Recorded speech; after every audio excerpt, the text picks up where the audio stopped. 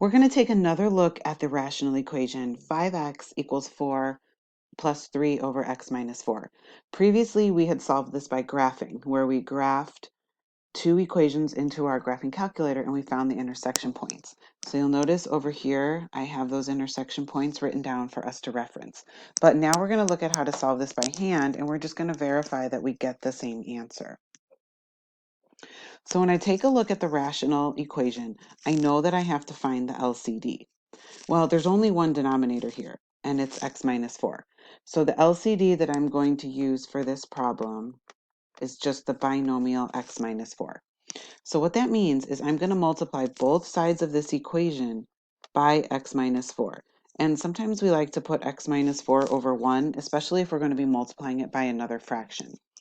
But on the left side of the equation, I can just write the binomial x minus 4, because all I'm doing is multiplying by 5x.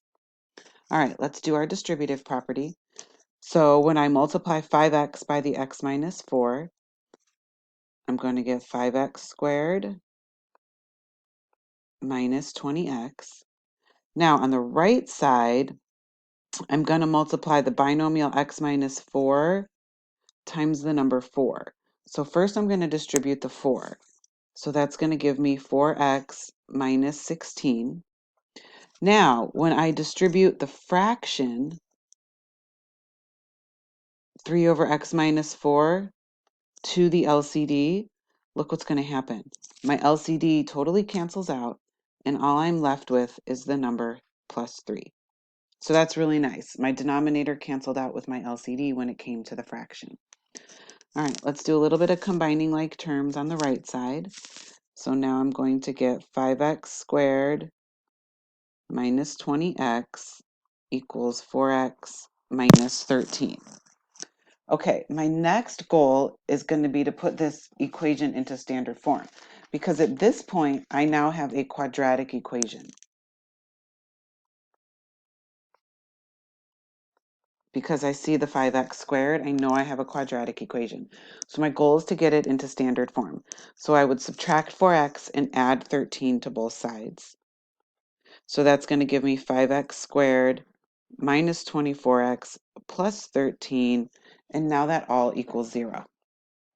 So I could try to factor this. I could do the AC method and do 5 times 13. That would give me 65.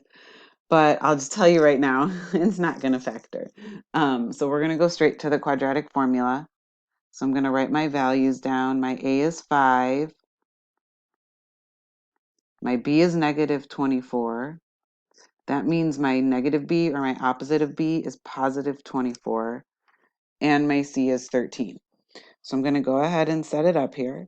So x equals the opposite of b. So x is going to equal 24 plus or minus the square root of b squared. So I'm going to get negative 24 squared minus 4 times a times c. And that's all going to be over 2a. So after a little bit of simplifying, I'm going to get 24 plus or minus the square root of 316, and that's all over 10. So do your b squared minus 4ac on your calculator, and when you're done with that, you should get a radicand of 316. Now, 316 is not a perfect square, but what I want to do is I want to see if I'm going to get the same x values when I finish the quadratic formula as I did when I found my intersection points. So the next thing I want you to do is figure out the square root of 316, and we're going to round it to the nearest hundredths place. So let's come up here to my next step. So I'm going to get x equals 24 plus or minus, and I'm going to use 17.78 as my square root of 316. This is where I'm going to get two answers. So first, let's do the plus part. So I'm going to get x is 24 plus 17.78 over 10. Now, if you're going to type that in your calculator, you need parentheses around your numerator. So you first have to put your numerator in parentheses and then divide by 10. Now, when you do this,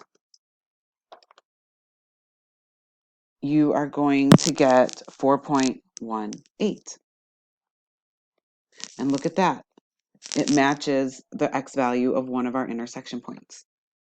Okay, now let's do the minus. So I'm going to get 24 minus 17.78 all over 10. And again, when you type this in, you need to have your numerator in parentheses before you divide by 10. When I do the minus, I'm going to get 0.62, and that matches the other x value of my intersection point.